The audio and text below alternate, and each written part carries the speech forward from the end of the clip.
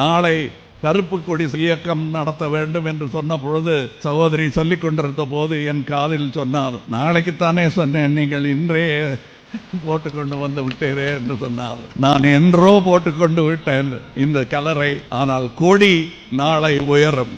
இது முதல் முறை அல்ல. அநீதி தமிழகத்திற்கு நிகழும் போதெல்லாம் கொடி உயர்த்தி பிடித்தது இந்த திராவிட குடும்பம். அதில் நானும் ஒருவன் என்பதில் எனக்கு எந்த சந்தேகமும் கிடையாது, எந்த சங்கோஜமும் கிடையாது. இன்று இந்த பாடலை நான் எழுதியது நமக்காக, ஒரு கழகத்திற்காக மட்டுமல்ல, திராவிட குடும்பத்திற்காக. இது நம் பாட்டாக மாற வேண்டும், அதற்கு அனுமதி வேண்டும் என்று நான் முதல்வரிடம் கேட்கும் பொழுது கலைஞரிடம் கேட்டது போலவே எனக்கு தோன்றியது.